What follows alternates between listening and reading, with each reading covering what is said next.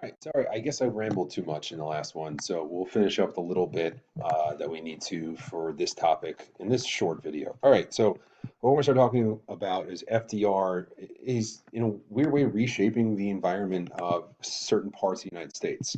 All right, so if you look at your handout, you notice that I included this map right here. I showed you before when it was the election of 1932. So one of the things you should probably note, right, if we're taking a look at it, let's make some observations here. So first of all, I mentioned it before, he really doesn't win the Northeast, right? Even though technically it sounds strange, he will win New York State on the Electoral College map, but um, the rest of the state does not go for him. It goes for Hoover. Why? Because New York City is so big. If you win New York City, you pretty much can win the entire state. But the thing I want to focus on is where do we see the most blue, right? If we start looking at this, we'll notice there's a ton of blue out here in the west, right? There's that one little speck of red, but for the most part, out here in the west, particularly up here, it's all blue. And then the other area I want you to look at is where we see that deep, deep, dark blue, which is all the way down here in the deep south. These are going to be regions of the country who are overwhelmingly Democratic. And so we've talked about everything that FDR we did to help the elderly, to help farmers, to help the workers in urban areas, factory workers, and things like that. But there's one group that nobody ever thought to help, and FDR is going to take some time and try to assist them. All right, so the group that he's going to be really trying to help are people who live in the Tennessee Valley. So what is that? Appalachia.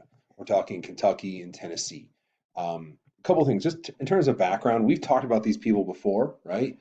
These people go, we've talked about them back in the colonial period.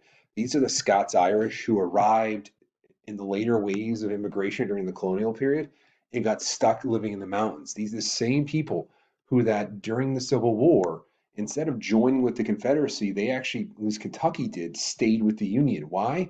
Because these were poor mountain white farmers who owned no slaves. They had very little money, had almost no property.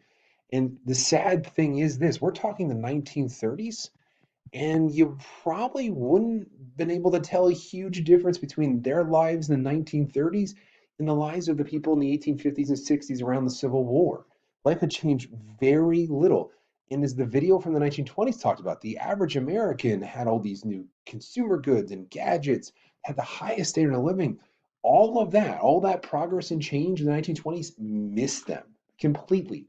And they faced some very serious problems. So let's talk about the first one, disease.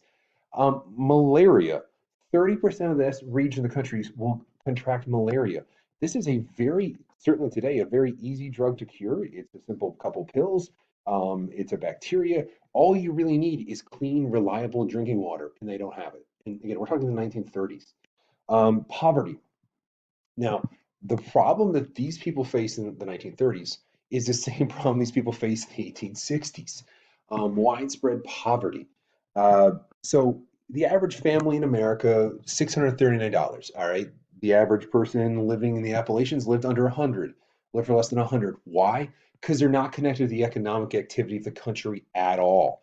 They are completely separated from it. And FDR knows in order to get these people to have a higher standard of living, you're going to have to find a way to connect them to the economy. And we'll talk about that in a second.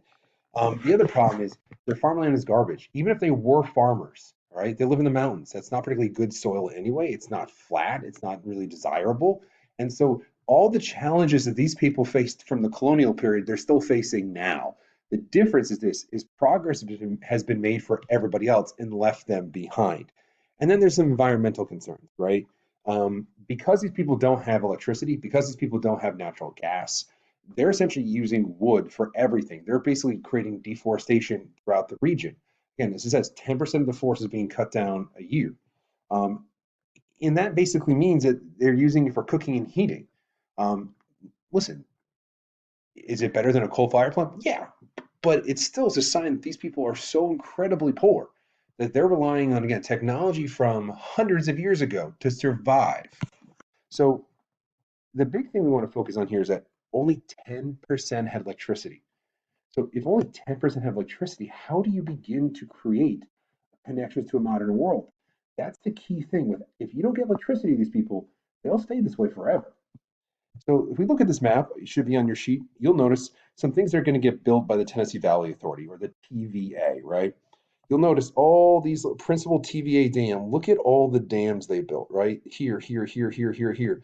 Other things they built, a steam power plant. Okay, what is that going to do for them? That's going to provide them with electricity. And then also chemical plants. Now, chemical plants can produce a wide ranging number of things, but here's what it's going to make. It's going to make fertilizer.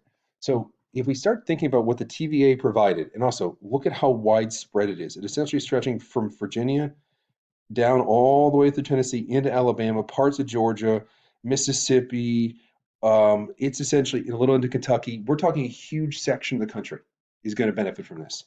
So basically, what's going to end up happening is they're going to create dams, um, electric power plants, and chemical plants to try to begin to modernize this region. So big goal. So harness the natural flow of the river for electricity.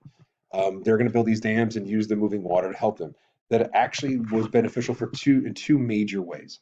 Um, One, yeah, you'll get electricity, which is what they need to produce a modern world, right? But the other thing was they had brutal annual flooding. Essentially, as the snow in the mountains begins to melt and begins to work its way down into the rivers, every year essentially could be guaranteed nasty flooding, and towns along the rivers were wiped out. And again, considering this region of the country didn't have modern anything, you kind of needed to be on the river for transportation and communication points, right? And so these towns get wiped out every year and have to be rebuilt. So it was costing thousands of dollars. All right. It would improve farmland, right? Because now they could have consistent irrigation. They would have the chemicals to assist them. But the big thing I want to stress to you is this.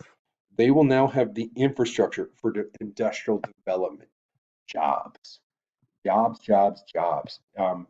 Sadly enough, this is a part of the country that still lags way behind everybody else, right? But this was the first step in trying to modernize them. So the results have provided cheap electricity to thousands of people.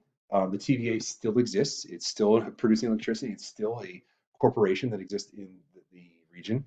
Um, it also did this. Those rivers, which were flooded every year, were so fast, they had no recreational or tourism value. By slowing them down, and in some cases making man-made lakes, suddenly you have a place for people to go and go on vacation. So why is it beneficial? Tourism dollars, man. Restaurants, hotels, people building cabins, all stores, all that stuff's going to prop up to support a tourism industry. Now, I know it's the middle of the depression, right? So tourism is not maybe a huge priority, but it is at least a starting point.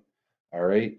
And they also began to, besides doing all the electricity stuff, is make sure the farmers were growing things on the land that actually benefited them, just or would work, I should say, just like they did for the homesteaders during the Gilded Age. They had to figure out what works in this land and what doesn't. So does the TVA solve all the problems of this region? No. It has among the highest poverty rates still in America today. It's at times in places it looks almost third world. But it was an attempt by Roosevelt to reach the people who would probably not have been reached by the New Deal in any other form or fashion. All right. Now, here's the thing, that's the South. If you go back to that map we looked at, there's a whole other region of the country that is also very blue and very sparsely populated. So out west, we're talking more Pacific Northwest, maybe in towards Montana, that region.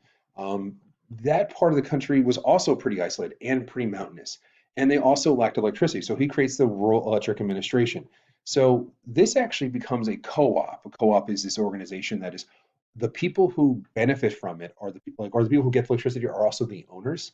So they set their own rates. They set up projects and pricing and all that stuff. So he essentially sets this up for them to take care of themselves. So what does it do? Okay, cool.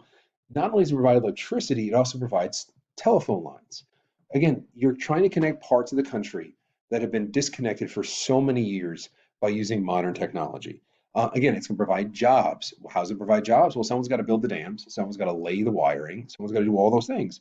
And it began to give small towns an opportunity to be connected and maybe attract industry. Again, this is the thing with the New Deal. FDR realizes he can't do it all himself. He needs to kind of push things along and hope that momentum will take them the rest of the way. And so the Rural Electric Administration is a huge part of that. Set them up with the things they need in the hopes that they will then go with those and begin to build and everyone recovers and everyone benefits. All right. Now, does it work particularly well during the Great Depression? No.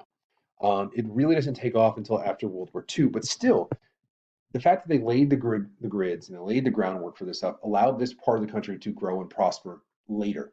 So short-term benefit, no, but long-term benefit, absolutely. All right, so that should be it about the him shaping the environment. The big takeaway, the thing I'm stressing to you right now, is this idea that he is not only just worrying about the people in urban America, he's also trying to solve the problems for the hardcore poor and disadvantaged in more rural America as well. All right, I'll see you on the next video.